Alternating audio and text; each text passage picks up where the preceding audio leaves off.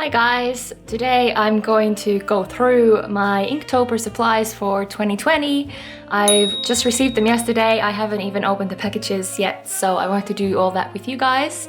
We'll get right to it. What's going to be different this year, because I've actually done Inktober twice before. I finished both times, so this year I'm confident for the first time to start using color. So I have ordered these Dr. P.H. Martin's inks. I also looked at quite a few YouTube tutorials and they looked quite good, but today I'm obviously going to test them out as well so you can see for yourself. There's a really large variety of colors here and I'm really excited to give this a go. I also got one more extra ink here. So this one that I got is gold, like iridescent. I don't know how to pronounce that. Okay, but it's gold. I got this so that I can do like a nice top layer of like shimmery stuff as well, hopefully. And then I got a really nice looking sketchbooks. And I didn't get one, I got two of them because one only has 20 sheets. I'm sorry about all the shimmer, my light is just like right there. Paul Rubens Watercolor Hot Pressed 300 GSM watercolor paper. It looked really good in all the YouTube reviews and it's not like a sketchbook per se, it's the one where you can take the paper off, but you'll see in a sec. And I had to go for the pink one. You can also get a black one for these ones. It's a bit smaller, the black one, but I already want to start to get a bit of a more pink feel to my channel and to my room, so I had to go for this one because it is so darn cute. Like, look at this, it is so nice. Aesthetically, I already really love this. It looks exactly like I thought it would. And also, last year I did A4s, the year before I did A5s, and this year I thought A4 was a bit too big, A4 was a bit too small, so this is kind of like a middle ground of the two. Okay, I had the wrong way around. It's supposed to come with like a little knife that you can separate the pages with, but it hasn't, mine hasn't seemed to come with that. This is in the series of me trying to figure out how to use the art supplies that I ordered. It's just like, I have no idea how to get this first sheet off it. All the other reviews, it had this little knife thingy that you could use to separate the pages, so I'm not sure about this. I feel like I'm destroying more than one sheet. Okay, I'm in. Kind of. If you order this as well and you don't get the knife, then palette knife works. Though might need something sharper to get the first cut.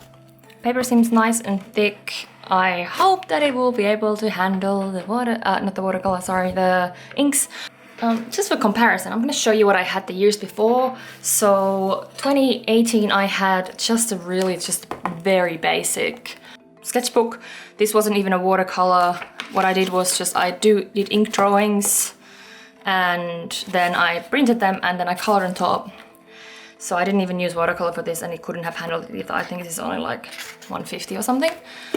So I had that, and then last year I thought that I had upgraded. Well, I did upgrade, like it's better than that one. I had a Moleskine A4 watercolor album, but it just couldn't really handle the because I did, first I started with these drawings and then mid-month I swapped to painting with the ink and it did crumble a bit. Sorry, I don't know what the word is, like the paper just got like uneven and stuff. If I did a lot of like washes and stuff, it wasn't terrible, but I'm hoping for a bit better this year so that it doesn't look so uneven. I don't really understand why they do watercolor paper that is only 200 because it's just never enough. It's not thick enough, I mean.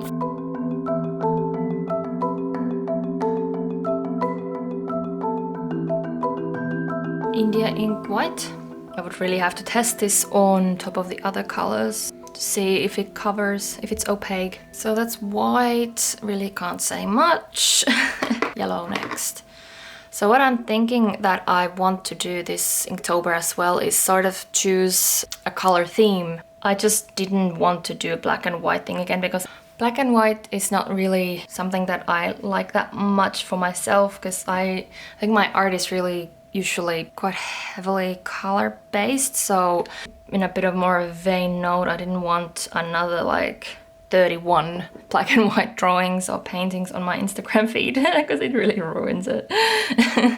But mainly because I just like color. I like using color. So the next one's okay, I keep reading the ending.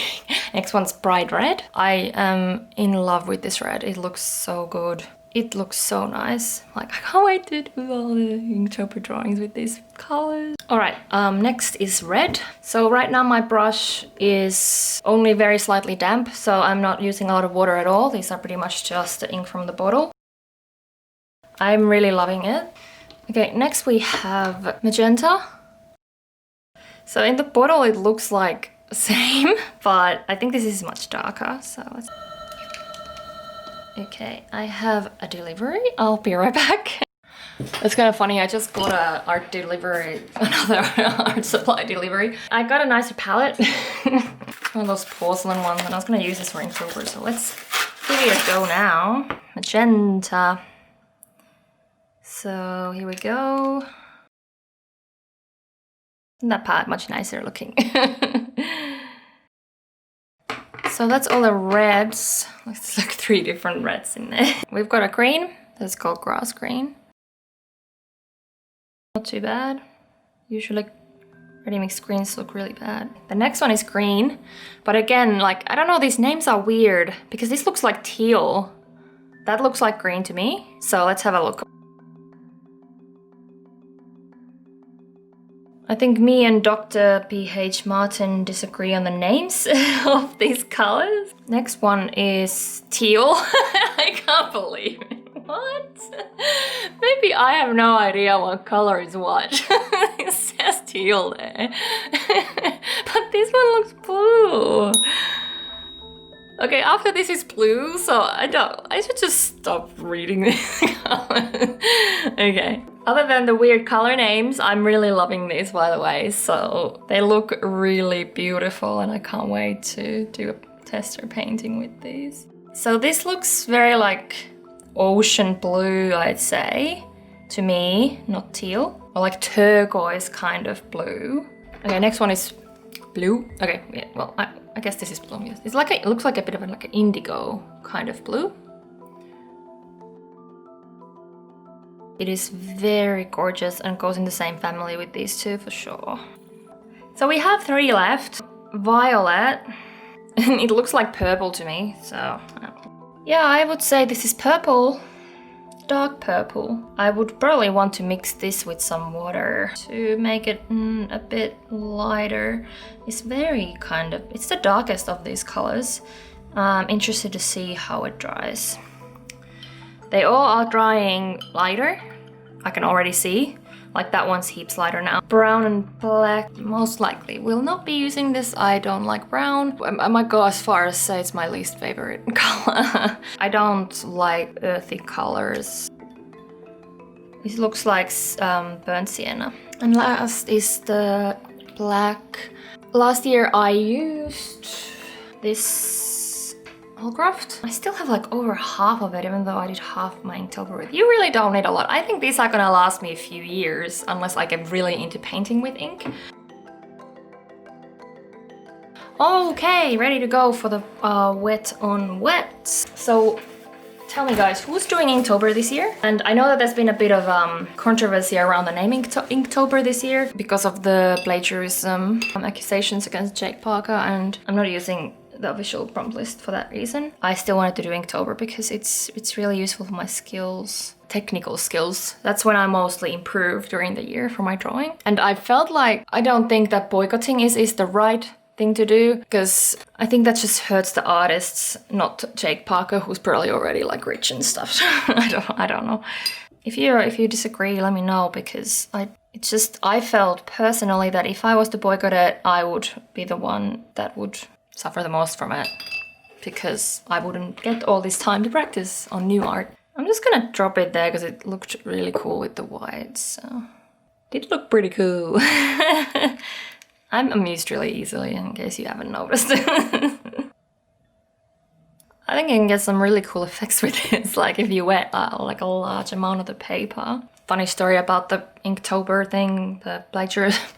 one day before she hit the fan, I bought this lovely Inktober t-shirt that I was gonna use for this video, and it cost me a fair bit because I ordered it from... I might not actually do that. I might just leave them like this because it looks really cool like that. Yeah, I bought this Inktober shirt and it cost me a bit too much maybe because I had to order it from America, and then next day it's just like, oh, don't like boycott Inktober and don't do the official blah blah, and I was like, dang it. So I'm not using that shirt now. I was hoping to, but I really don't want to support any sort of plagiarism.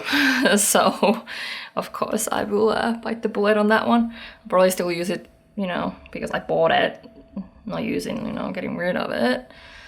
But oh, look at that, cool.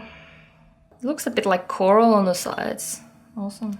So are you guys using the official prompt list still, or are you guys doing your own? Or I'm not gonna tell you yet what I'm doing. I'll wait until the first day, but yeah, it's not the official one though. And it's safe to say that my theme or like my paintings will have animals in them.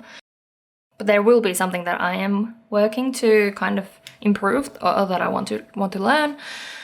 I'll tell you more about it in the first video of the month.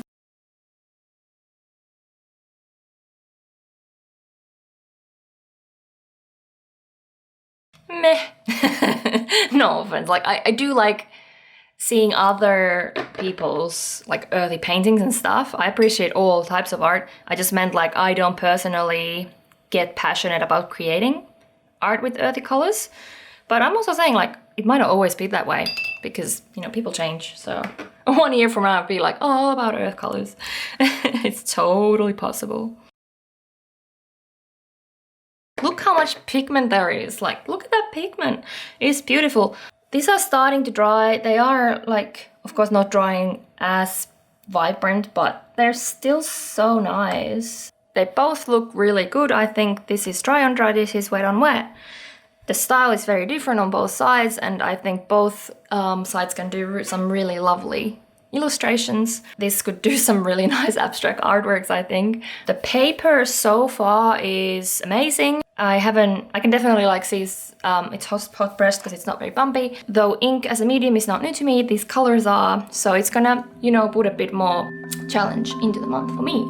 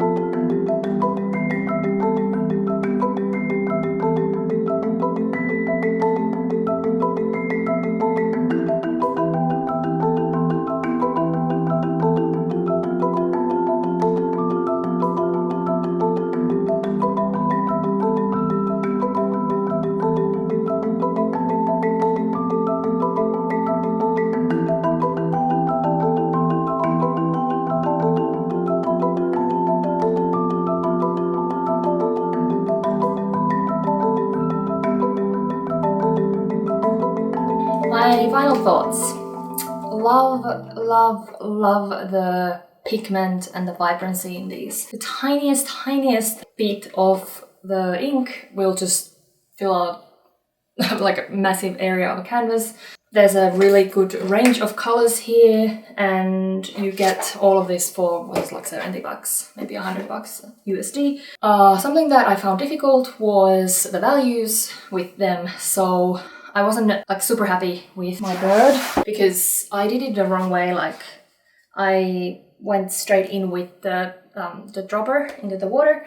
I just kind of wanted to try it. I've never tried anything like this before. Like I didn't build on any layers with the color. I more just wanted to play with how it spreads on the water. So what I need to personally improve on is the value range with each color, so that I don't have to like rely on the highlighter to bring the values out of it. Also, I think the white ink, I used this for another painting as well, and the white ink covers really well. So if you want to see another painting before Inktober that I've done with these, it's the Taylor Swift Folklore alternative cover, the video that was released before this. I'll link that in the description as well so you can have a look. If you have any more questions about these inks, just pop them into the comments and I will have a look and answer. And thanks so much for watching this today, and don't forget to subscribe to my channel so you don't miss out on my Inktober, and like the video as well, please. Alright, I'll see you next time.